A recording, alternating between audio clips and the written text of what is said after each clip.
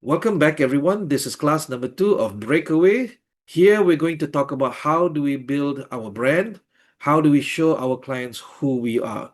So this is necessarily a next step after creating your identity statement. Once you have your identity statement, then this is what we do to be able to share to people who we are. Let me introduce you to a concept called the brand narrative. Okay, I'm sure you've heard some of these words before. Like I said before, that the brand, I know there's a technical definition of branding, right? But the actual meaning of the branding is not what you put out. It's actually what comes back. It's actually what people say about you. So your audience will read your brand story from what you say, what you do, in order to discover how and why you do it. Because they cannot read your mind, they cannot jump into your brain, into your heart, so they have to make judgments based on what they see and what they hear from you. And this is why I want you to be careful, right? Whatever you put out on social media, if you complain, if you are a complainer, people will say that you are a complainer. You get that label. So please be careful what you complain about on social media, whether it's government related, whether it's race or religion. Be careful. That's all I'll say. And if you don't take care of that, because if you don't tell your story, then someone else will. Now, narratives are very difficult to control. We're not trying to control, we're trying to influence how it works, right? So, in terms of a principle, please remember that you have the opportunity to frame that narrative. And if you don't do it upfront, somebody else will. I'll give you one example, yeah? When I first started out in 2015, I came out saying I teach soft skills. And soft skills, in my sense, is that my degree in communication is not mass communication, mind you. Some people make that mistake. My degree in communication taught me how human beings communicate.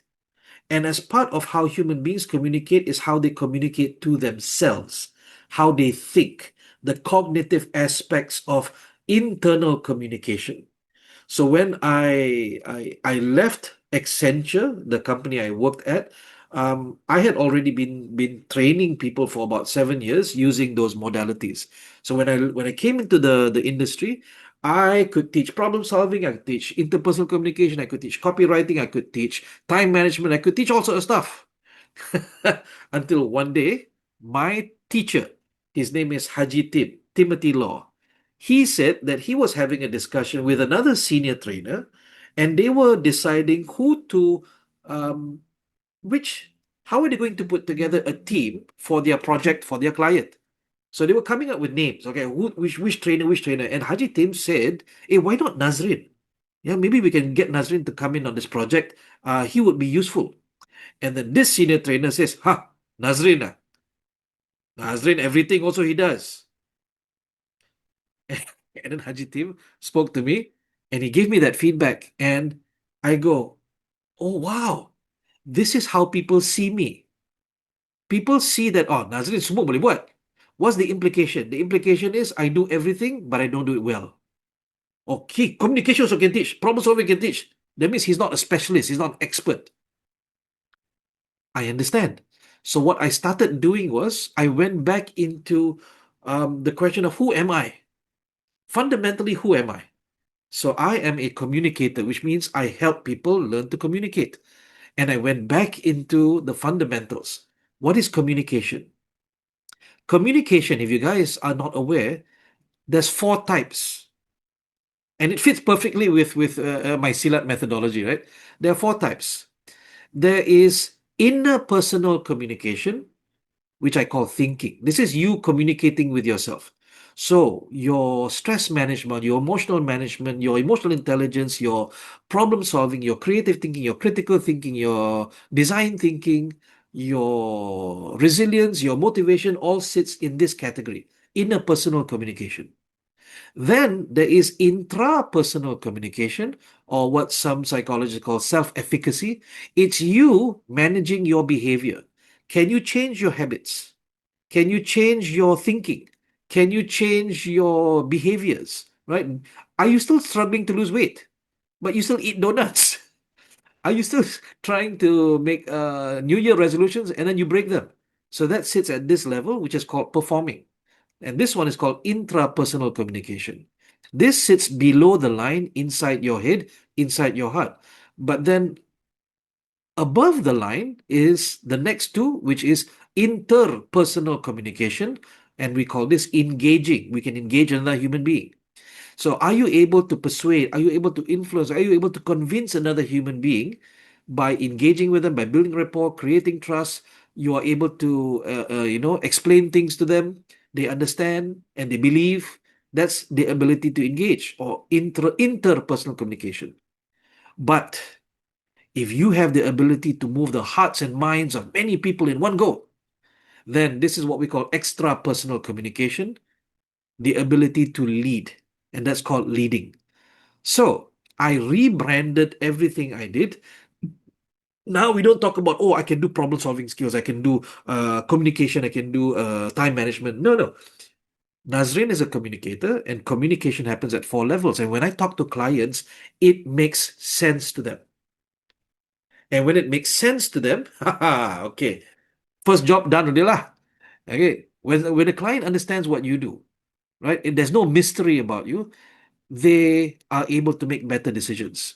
So when I meet clients, when I write, I always write with this framework. I call this the Ensign competency model. So I go to clients and say there are basically 4 competencies that a human being needs within their workplace: the ability to think, the ability to perform, the ability to engage, the ability to lead. Let's look at your people. Where is the deficiency? So some say I found some leaders who say I don't know how to talk to my people. How the heck did you get to leadership position, but you don't have engagement skills? Some leaders say, I think my people are out to sabotage me. And I go, how do you know? I can feel it. So that means that they believe they are leaders, but they do not have thinking skills. They don't know how to data gather. They don't know how to validate. Just, I feel it. I know they're out to sabotage me. So the deficiencies can happen. Again, you can be a leader, but you don't have leading skills. You can be a leader, but you don't have engagement skills. You can be a leader, but you don't have performing skills. Can you meet this kind of people that can talk a good game, but cannot do the work? Or you can be a leader, but you don't have thinking skills. You have no emotional management whatsoever. So this is the framework. Okay, it's I don't call my courses soft skills anymore because it's the same as everybody else, can? So if you're the same, people see you're the same. So I differentiate myself by calling it professional work skills. And when we talk about narratives, right, we want to control the definitions. This is why I don't call myself a trainer. I call myself a professional learning facilitator. I would like for you to simulate for me. And just imagine this for a while, yeah? I meet a client, and the client stands up in the meeting room and he goes, Mr. Nazrin, so you're the trainer, yeah? And I say, no, I'm not a trainer. And you can see the look of confusion on their face. And they go, you're not a trainer. And I say, no, I'm a professional learning facilitator. Now, what happens in their head? They know what the word professional means. They know what the word learning means. They know what the word facilitator means. But they don't know what it means together. They're searching, cannot find definition in brain. So, who controls the definition? Me. I explain to him, I explain to her, well, this is what I do. As a professional learning facilitator, I help my learners learn. I do not tell them I'm better than them. I do not tell them that I know more than them. I create a safe space for everyone to share their problems and experiences and questions. They are allowed to question me. In fact, I want them to question me because then I know, what they don't know, and I can help them out. So I create a learning environment that is facilitated so that everyone can bring themselves into the room. I do not allow people to empty their cups outside of the class and then come in empty. No, bring in everything. Let's make use of what you have.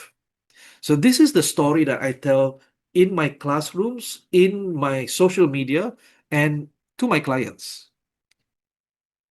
So, if you believe that people know who you are just because you were fantastic at work in the workplace, I'm going to tell you that's a dream, right?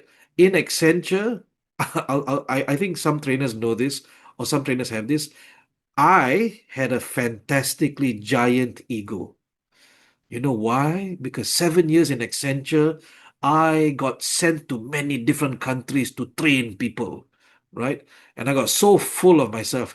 And Nazrin is a regional expert in this and that and that and that. Oh my God, free flights like a consultant. I thought I was the bomb. Turns out I was a big fish in a very small pond. When I resigned from Accenture and I joined this industry, congratulations, nobody knows me. I cannot rely upon my so-called credibility within the company. I am now a small anchovy in a big, big sea. So what do I need to do? I need to get people to notice me. And one of the biggest issues was the expectations out here are not the same as expectations within Accenture. In Accenture, I was a learning coach. Okay, I was taught how to be a learning coach. I was educated. I was given the training. Out here, when I say I'm a coach, people first thing clients ask me, "You have ICF?" And my God, you should have seen their faces. What is ICF? You go like, you don't know what ICF is? I say, damn it, I don't know. Why? Because in Accenture, we did not recognize ICF at that point in time. I don't know if it's the same now, right? So we had our own internal coaching training programs. So I pop out here without a certification. And tada, the industry loves to see paper. No paper. Ayya. So one reminder, please do not create your brand. Because if you create your brand, then you will be forced to pretend to be that brand forever. This is why I say discover your brand, right? Understand who you are and project that. Some trainers, they are no nonsense style, and clients like that, participants like that. Some trainers are happy go lucky, and the right client, the right participants like that as well. Nazrin is a storyteller. Nazrin likes to engage, likes to ask questions, likes to learn from participants. Um, if you try to fit in over the long run, you will lose yourself. You will not know who you are. So my request to you is discover your brand. Okay, and then align, make sure it's aligned. By the end of this, you will always check and double check and triple check. Are you still aligned with your branding? All right, let's move on to step number 3. Ladies and gentlemen, step 3A is tell your story. And we have questions again. What story do you want your audience to tell about you? This can be a bit of an ego trip, but I'm telling you, it is worthwhile to do this, right? So, what do you want people to say about you? There is, if I remember right, Ken, there is a statement or question in the book Seven Habits of Highly Effective People, where the late Dr. Stephen Covey asked this question: what do you want people to say about you at your funeral? What do you want people to say about you at your funeral? And that question can make you think deep. Huh? Some people say, I don't care what people say about me at my funeral. Okay, so that means you don't depend on other people. You're not hoping other people will pay for your services, lah.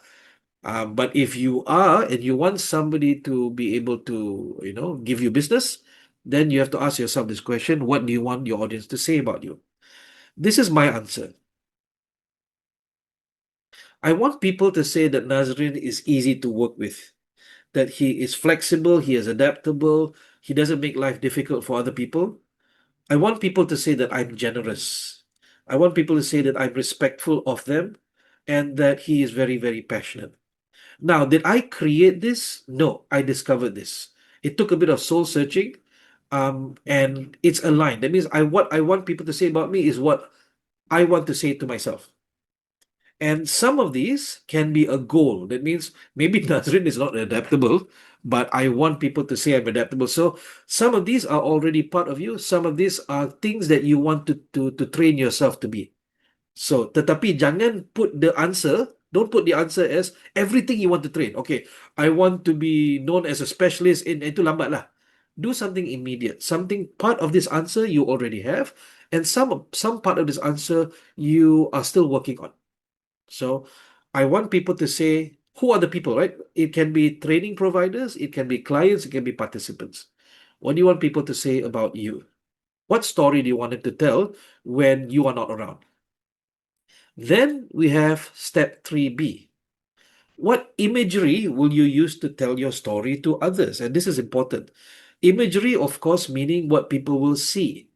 Some of us, right, we don't pay enough attention to this. We post on social media, but we forget to put a photo, or we forget to put an image, forgot to put a picture, something that captures attention. So, what is that imagery? And this is something you can design for yourself. My favorite color is blue. Okay. And I know some people will say, Nazrin, you should actually be focusing on what the audience wants, not what you want. I understand. However, if I say I want to my corporate image is black because black maintains looks professional to others, then what happens is for the rest of my life I will be pretending to like black.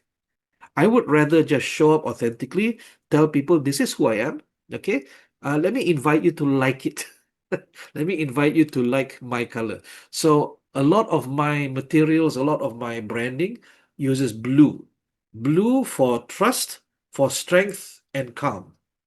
But at the same time, I also use multicolors to show diversity. And I make sure that whatever photos you see of my participants, it is always about them being happy. So you have to ask yourself this question now. What imagery will you use to tell your story to others? 3C. 3C. What words will you use to tell your story to others? How do you speak in such a way to your clients, to your participants, to your training providers, in such a way that when they hear these words, they say, yep, that's Nazrin lah, that's Nazrin. So I'm pretty flexible, I'm pretty adaptable. I always tell my training providers, tell me how I can help us to get this job, right? You want me to modify the outline, you want me to come for the meeting, tell me how I can help us to get this job. Um, all right, do we need to give a discount or something? Let's talk first. I would rather we win this job, right? Or both of us don't earn. And what that does is it builds a lot of trust because now the training provider sees that I'm on his side, I'm on her side. I'm not just like a vampire trying to get money from the training provider. I say to people, thank you for helping my family earn. Thank you for helping feed my family. And guess what? A lot of TPs also say thank you because you help feed my family as well. I'm very collaborative. I share a very collaborative branding. I like to sit down and discuss. Whenever there's an issue, we work it out. And I always tell my TPs, if there's something that the client feeds back to you, the client does not like, tell me immediately. Okay. I have learned to differentiate myself from my work. So if they say the course is terrible, I have learned not to take it personally because why? The course was designed for them. And if it's not doing it for them, then I need to change the design. Once upon a time, if you criticize my course, you criticize my logo, you criticize my branding, I feel offended because why? I think it's me. But as a professional, I now have the okay, it took me a few years now, honestly, but now I have the ability to differentiate between what I do and who I am. But if they criticize me, can okay, you're a terrible Muslim. I say, okay, let's talk. But if you criticize my work, I say, I understand it's not doing it for you. You feel like the money you paid for is not getting value. Let's see what we can do. Let's see what we can do. All right. I also talk with this language. I talk about partnership. We are in this together. Whatever happens in the long run, okay, I'm there. So let's do this. One way I do this is with training providers. Whenever a client tries to poach me, right? I go to class and then the HR person or the L&D person says, Mr. Nasrin, thank you very much for running this course. Can I have your card? And I go, okay, why do you need my card? So we can contact you. Oh, well, okay, but I don't bring my card because today I'm representing this training provider. Okay, can I have your phone number? And I go, okay, why do you need my phone number? Well, maybe we can go direct, in future. And I asked, why would you like to go direct? This is a live case study. This is from a highway company. And she was walking me to lunch. And during lunch, we had this conversation. And I asked her, why didn't my phone number? So we can go direct lah. And I go, why do you like to go direct? And you can see she's trying to get the word out, and she eventually says, it's cheaper lah. And I said, actually, no, it's not cheaper. Because if you go direct with me, then I have to print the workbooks, I have to put everything together, I have to manage the client relationship. Or actually, with me, it's more expensive. You should have seen her face, man. Um, Immediately after I spoke to my training provider, I said, please be aware that this training manager is doing this. Um, it's rare, lah. It's far and few in between. So far, I can remember only two incidents. One with that highway concessionaire, and one last year with a bank. Brand though. This training manager comes up and just, and I go, no, no, this is not right. Yeah. So please be careful. If you create the narrative of someone who steals clients from training providers, guess what? TPs talk to each other. They will talk about you. Okay, so be careful. Last but not least is I was like, okay, I'm very adaptable. Kalau you okay, I'm okay lah.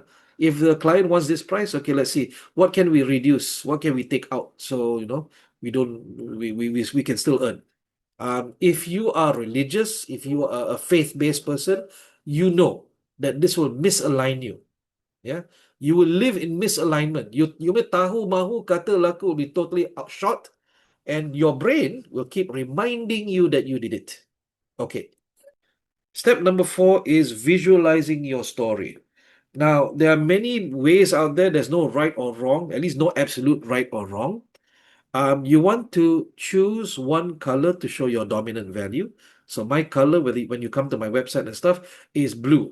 Why is breakaway red? Because break away lah. Break away from the blue lah. So choose one color to show your dominant value, and then select complementary colors or hues on the color wheel to harmonize. Make sure that you have something that the eye likes to see. Please do not Please do not make jarring ones unless you really want to stand out and really want to attract crazy clients. Clients are like, wow, this logo is ugly, man. Wow, I'm interested to meet this trainer, okay? So please be careful. Number 3, create meaning for your brand and your logo. Okay? Create meaning for your brand and your logo. So that being said, let me introduce you to mine. All right? I registered this company in 2012. And there's a long story behind it, but I'll keep it short.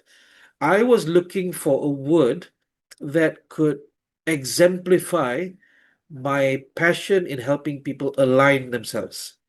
And in 2012, I came upon this word, synchronization. And I thought, hey, this is fantastic. How do I use this to represent what I do? So I looked at the words enable, encourage. Wow. So in is a morpheme, is a suku kata that indicates doing, right? So how about if I create a new word, and I still don't know to this day if this word exists in the dictionary. How about if I help you to ensync yourself? How about if I help you to ensync yourself, ensync you and other people within your team, ensync you and your organization? Oh, I like that very much. So, my logo, if you notice, has 4 colors, which stands for 4 elements. And since I do a lot of my work based on Silat, in Silat, we have the 4-element model of tanah, api, air, dan angin. And it stands for different personality types, or at least different ways of thinking. Neurodivergent people, neurotypical people, we are all different. So if we are different, then we accept differences. Do we also have differences inside ourselves? Sure, why not, right? And in the logo, if you look at this logo very, very carefully, you will notice that there are actually 4 people holding hands. Tell me, do you see it? Do you see it? There are 4 people. We're looking from above. Do you see 4 people holding hands? Right? Internally, the white tells us that they are internally the same. We are all human beings. We're the same. But because I use a particular model called social style, right? Social style is about 4 different behaviors. I was certified in it in Accenture. That was my regional expert title lah. I was the regional expert in of social styles in Accenture, and to this day, if I am right, I'm probably still the only one in Malaysia certified to teach this. My partner, my colleague who was also certified, she went with me to the United States for 2 weeks to get certified. She does not practice. So everybody else took their certification online. So my ego is still there lah. So they are holding hands in an informal organization. All of them are bound in that turquoise box, which is the formal organization. And in this organization, they are learning to sync themselves, their team, and their organization. Now, ladies and gentlemen, I would like for you to do something. Tell me in the chat. Um, as I explain this logo to you, as I explain the story behind the logo and the meaning in the logo, what's your impression? What's your insight as you listen to this? Afik says it makes sense. Oh, there, I like that. It makes sense. Spend time to make it personal. Story brand logo, diversity. Cool. I like this. Keep going. Passionate. Yes. Why didn't think of that? Right. It helps the client see how you can help organization. You give meanings to each part of the logo. You buat logo. Okay. Here is the truth, right? I went online. I went to a logo maker. I searched through and I found this logo, but it was in uh, blue and light blue, right? So it was only two-tone. It was blue and light blue. And then I go, oh, this is nice. Boleh lah, this is nice. And I adopted it. And then as time went on, I go, hey, these look like people, man. Hey, it looks like people holding hands, man. Hey, wait a minute. Wait. Hey, I teach social styles, kan? Hey, I could put 4 different colors in this social styles. Oh, dang. Oh, yeah, wait. Hey, what is this outside line? Okay. I'll tell people this outside line is a formal organization. And I'll tell people the holding hands is an informal organization. And then I'll just tell the story. Guys, you just got conned. I did not create this logo from scratch. I stole this logo online, right? But I modified it. Basically, it looks exactly the same. Uh, but I told a story around it. This is the power of storytelling. Yes, Afiq, of course. But I wanted you to know that I didn't, I did not live life intentionally. Sometimes Allah bagi macam tu saja kan, and you see an opportunity and you take it. So there was no, I didn't see people in the beginning. I didn't see a formal, informal sync and sync. I did not see that. It came over time. So don't stress yourself out by going, how do I design a logo? Like sometimes it comes. Okay. So I am sorry for conning you, but now you are in on the joke. Everybody else, all clients have been conned lah. The idea here is not the logo, it is how you show up. It is the story you tell. Okay?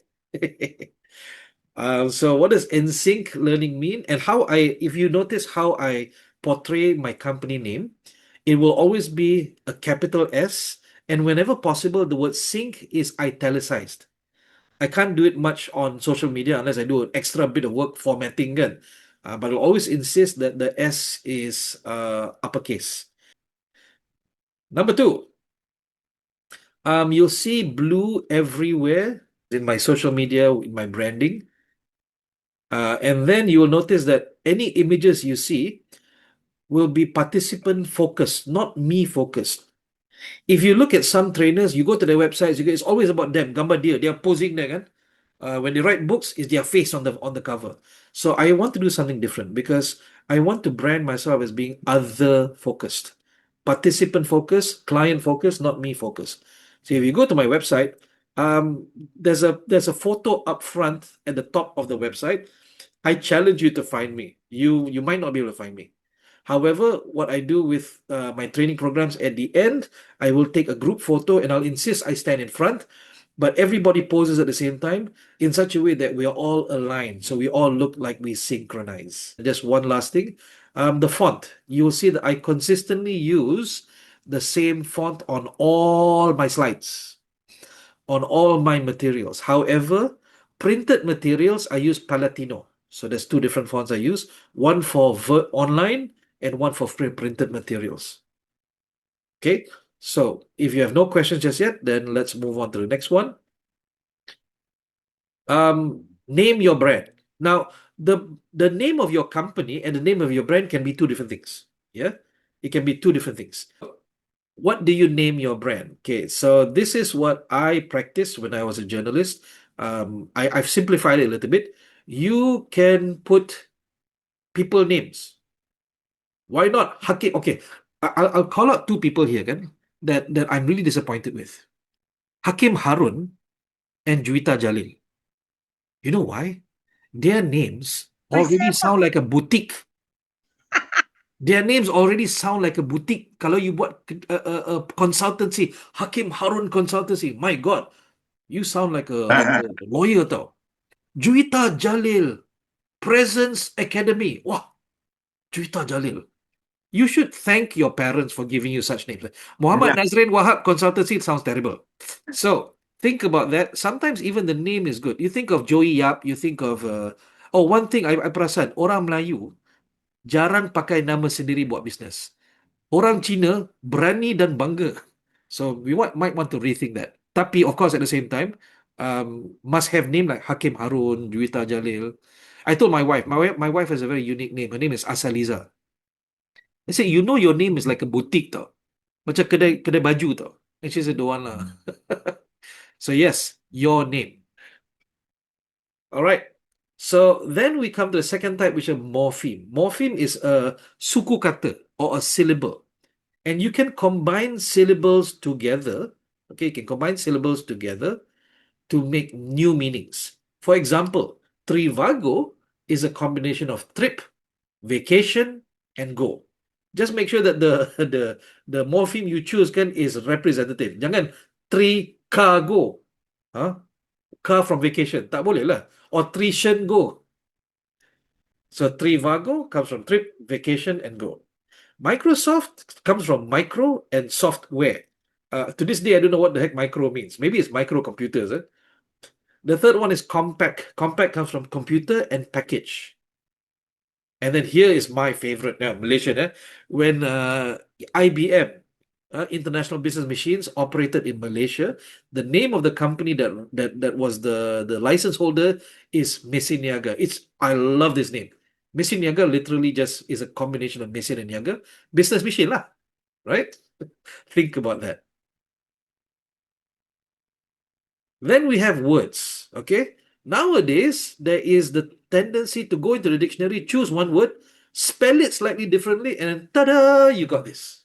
Yeah. So Google, the original word is Google, Googol, right? But then either they misspelled it or they changed it to make it more unique. Now you have Google, you got Zoom, you got Grab, you got Yahoo, and of course, Mudah. But because they wanted people to go straight to the website, it's got mudah.my. So choose the word, be careful. Okay, not morphemes that you mash together, but actual single words. And the last one is a combination of 1, 2, and 3.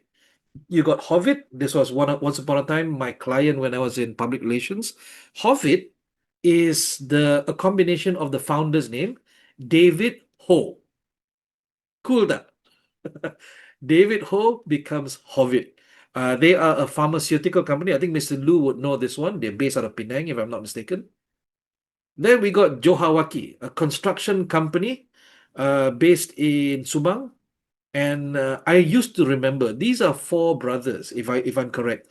Joe, Ha, Wa, and Ki. They started a construction company together. They are contractors, and they put together Johawaki. Don't forget Gamuda. If you know Gamuda, is Gabungan Muda. But I think that is a morpheme. Yeah, technically that's a morpheme. And then of course Tesco. Tesco was named after the founder's wife, whose name is Tessa Cohen. So pick and choose which one you prefer to create your brand. Again, remember, not the name of your company, but your brand. Some people, they do like Afiq, I just addressed myself, Cikgu Syari. Okay, so Cikgu Syari, that's your brand name. Okay, some people use coach, some people use up to you lah. but as long as it's easy to say and easy to remember. There's also another aspect there that if you look at Grab, Grab is instruction. It is an action word.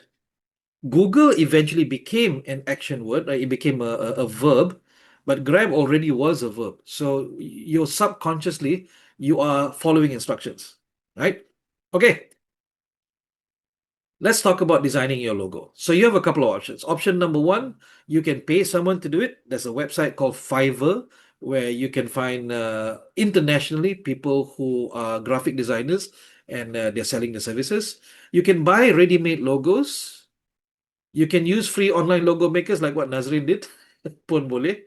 Um, and why do we do this? We want that logo to help us maintain our brand consistency across different social media and within our materials.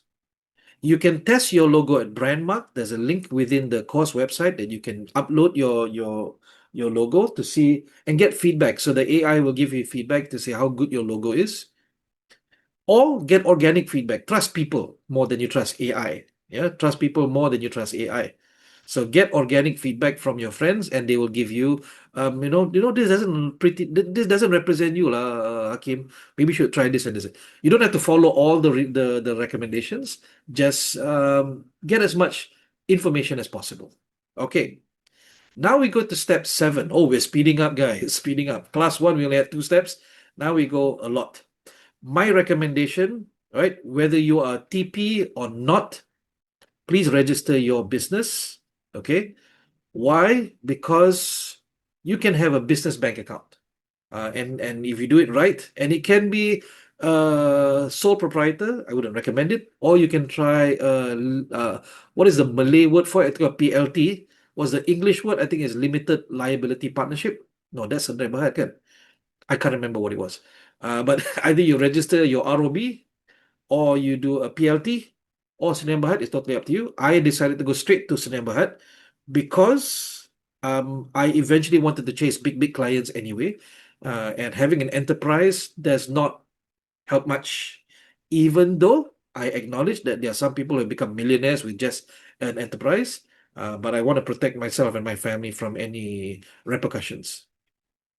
Why have a company? Because you want to project a professional and credible image. And I also recommend that once you have that, go and register as vendor. Yeah, there are many companies that you can register vendor for. I'll give you a few examples and links in the next few classes. And when you can, right, upgrade lah. Become a TP yourself. Register as a HRD Corp training provider if you can register fast, please, because I hear that they're going to make it more difficult for new TPs to register. So if you're going to do it now. However, above and beyond, I recommend that you register with MOF because there's a lot of work that is not HRD Corp related. Yeah, government has training funds backwards and forwards, and there's a lot of stuff you can do if you have the right code number, right? You don't just have to do training; you can do a lot of stuff. You can also provide stuff. HRD Corp is not the be all and end all, right? HRDF funds are not the only place you can earn. There's many other places. Okay. Step 8. Going from step 7 to 8 looks a bit weird, but step 8, you need to have something physical to hand out because now people don't give cards anymore. So when people don't give cards, it's time for you to give card again. Once upon a time, everybody gave card, right? So we differentiate. We give card when nobody gives cards. So make sure your name card introduces your roles, your values, your methodology. Basically, your identity statement must be present on the card. Okay, it doesn't have to be the full sentence, but it must be present on the card. And this is what creates your brand. You have two choices. You can use landscape or portrait. Kalau landscape, it tells you that you are a very established company. You know why? Because lawyers and architects and doctors and consultants, they use landscape, which means it's very old school. If you use portrait, it tells people that you are young, you are upstart, you are energetic, you are very gung ho. But if you cannot decide, then you do like me. I do both. So when people are looking at my card, what happens is that they want to flip to the back, but when they turn to the back, they realize that they have to turn it on its side. So any sort of action that you can get them to do, hypnotize them to do, is good. Kalau they flip to the back and it's the same orientation, right? There's nothing there. So how can we get them to follow our instructions? Right? So they look at the card, they look at the front, okay. And then they flip to the back, alamak, they have to change the orientation. And in that, you have already started giving them instructions. You have a choice of making your card either data focused or experience focused. So when I say experience, bukan pengalaman lama. Experience in the sense that they are experiencing your card. Now, I would like for you to do something for me, right? If you are on the laptop or even if you're on the tablet, not on the phone susah sikit, I would like for you to cover the bottom half of the front of my name card, the one with all the colorful diamonds. Please cover that and look at the card. And then take your hand away and then look at the card again. Tell me what's different. What is different in your impression of the brand? Put your hand, cover the diamonds at the bottom, look at the card, then take your hand away, and then look at the whole card with the diamonds. What's different? What's the difference impression? Marcus says it jumps. Nolina says it's more vibrant with the colorful diamonds. May says there's consistency. Okay, so the pattern repeats itself from the logo down to the bottom of the card and the back of the card as well. But the front is what they say. Still maintain your logo shape. So keep as much consistency across your branding as possible so that people will see this fits. This makes sense.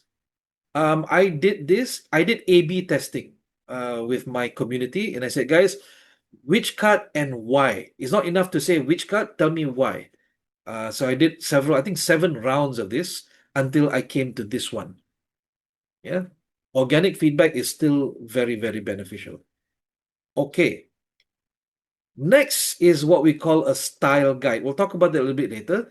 But even if you are a one-man show, please create a style guide for yourself. Now, if you have worked in a company before, you know that companies have standard templates for everything, right?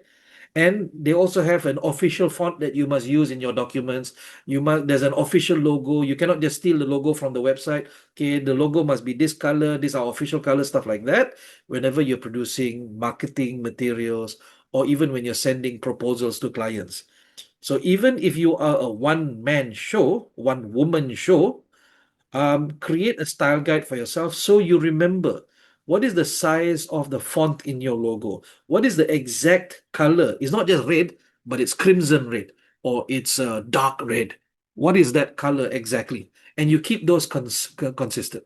Okay, let's talk about different types of focus cards. Some of you will have seen this kind of card. Take it in, just take it in, right? Look at it and just take it in. Yeah. Tell me, what does this card tell you? And please don't repeat everything on the card. Juwita kata, penat mata. Afiq kata, serabut. Zul kata, too much info. Penat mata tengok. Okay, guess what? You are not the target audience. Okay? You are super old school. You are not the target audience. This person, right, meets a certain kind of client. And that client does not want to waste time to understand who you are. Tell me everything about you. And then when they give the card, they go, okay, you can do this. All right, let's go. So, yes, hakikatnya is giving everything senang. So, you don't like it because you are not the target audience. Okay, this guy is very successful because his card tells people everything immediately. However, if you have younger audiences, younger gatekeepers, then maybe a QR code is better so that they can see everything about you. So that you can put unlimited amount of information. Yeah. So this kind of card, a data-focused card, identifies your professional and academic credentials. It puts you out there immediately. Right? You don't need to focus on buy-in because the people in that particular industry, usually construction or safety or very technical industries, kan? They tend to be very logical people. And you show this, they go, okay, all right, you have what we need. It aims to build credibility. And if you notice, most of these cards are usually landscape. If you try and use portrait, kan, lagi semak mata. Okay, so it's mostly landscape for readability. And the last one is Abby, please keep to yourself. It gives a business to business vibe. Business to business, guys. Don't go anywhere else. Okay? Good. Share the WhatsApp group lah, so everyone benefits. Okay. So what is an experience focus card? An experience focus card can be a bit expensive. Okay. But it does leave an interesting impression. So because I'm cheap, my experience focus paling kuat pun is just portrait and landscape. That's it. So what are examples of experience cards? You can see on this, right, on the left, that is a stock trader whose card shows that, okay, on one side, the share price goes up. But if you turn the card on the other side, it has the same information, but the share price go down. That card in the middle is a divorce lawyer. I'll leave that to you. It's a divorce lawyer. The card has perforated in the middle. You can give one card to both a husband and wife. That card on the bottom left, that is my card from my company in Cambodia. So in Cambodia, I have a company called the Capacity Specialist. I'm a partner with that company. And how we differentiate ourselves in the market is we create round cards. So we send the card to the printer, and then we have a cutter in the office. We will cut this to round shape. The problem is we do not have a container to keep it in. And interestingly, I asked my partner, why the heck do you give these cards? He said, I want people to not be able to keep this card with other cards. And when I meet our clients, it's true lah. Rather than store it with other name cards, they have to put it on their table or somewhere, or they put it on the wall somewhere, and it's always visible. Okay. So an experience focus card introduces your service concept. It aims to create curiosity. There is no set orientation you can do. In my case, mana orientation? Okay, it's just round. It gives a business to customer vibe. So if you're doing more business to customer work, this one works really well. If you want to do business to business, be careful. You might come across as unserious or unprofessional. It also gives a sensory experience. You can create that sensory experience because people interact with the card. You want to give people something to see, something to read, something to touch. My card is heavy stock paper. Dia berat tau. It's a bit more expensive, but when I give out the cards, I choose what I give out to. When they touch it, they go like, wow, this is heavy and it's thick. It's very thick. When you twang it, it makes a sound. Twang. It's not plastic, but it is matte, not shiny.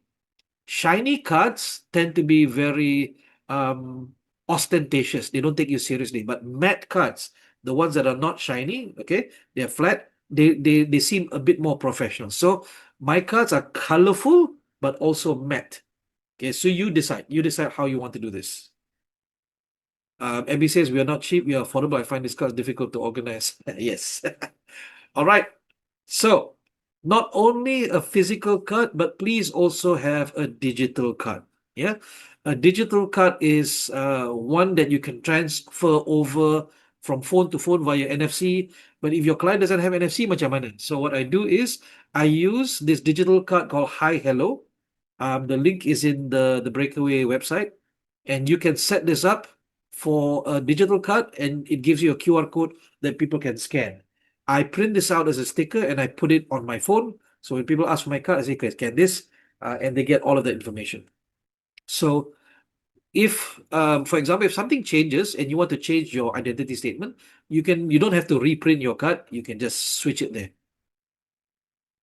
Now, here's an example of a digital card. I like this one. There is another example, which is not a card that's saved online, but a card that you design that you can share in WhatsApp groups very fast. And I like this one. So my question is, would you want to do this? Because when someone asks, okay, who can do this? Instead of saying, I can do this course. No, you just drop this in. And what happens is it's easy for other friends to send to others, to other TPs, and it very quickly tells you who you are. So if I were to do this, I don't do this, right? But if I were to do digital card example, I would put a photo, yes.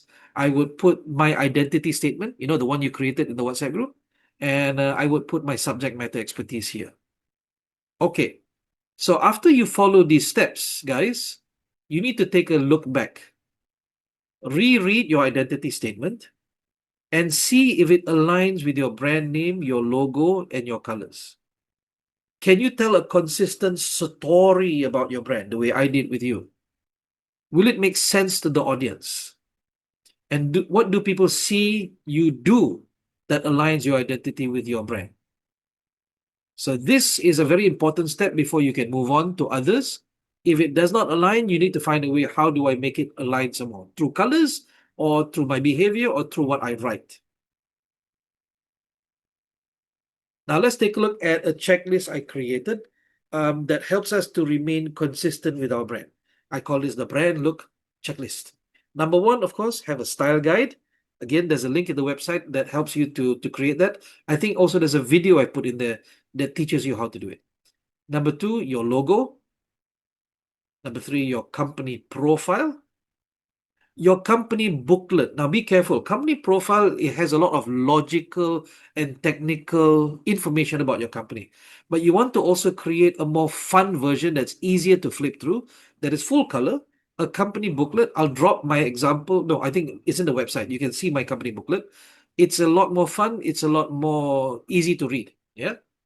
Your name card, your company brochure, which is, of course, a summary of the booklet. Your slide template must align to your branding. Your letterhead, your invoice, your quotation, your receipt, your social media covers, your website, your buntings and your banners, your promo videos, and your rate card must all be consistent. All right. Step 10, which is the last step for today, is I recommend that you build your style guide. Most style guides are just 1 page long anyway. It's not like 2 or 3 pages. 1 page long that reminds you which font to use, which size, which color, which hue. Did I get the word right? Is it a hue of a color? What number is it on the color chart? So it allows you to standardize everything so that when you show consistency and your brand remains consistent, then people are able to trust you. So, ladies and gentlemen, that takes us to the end of today. I apologize for taking an extra 5 minutes. Here is your second assignment. I would like for you to choose a personal brand name, design a logo that represents you, and explain in 100 words what is the message that your brand name and logo send to your audience. I want you to share this with us in the WhatsApp groups when you have it. Share it with your friends and get their feedback on how it represents your services. But for that, thank you very much, everyone, for joining me today. We will see you tomorrow at the same time, same Zoom channel. But for now, I wish you all the best. Selamat berbuka puasa. Have a good rest of the day. And Assalamualaikum warahmatullahi wabarakatuh. Bye-bye, everyone.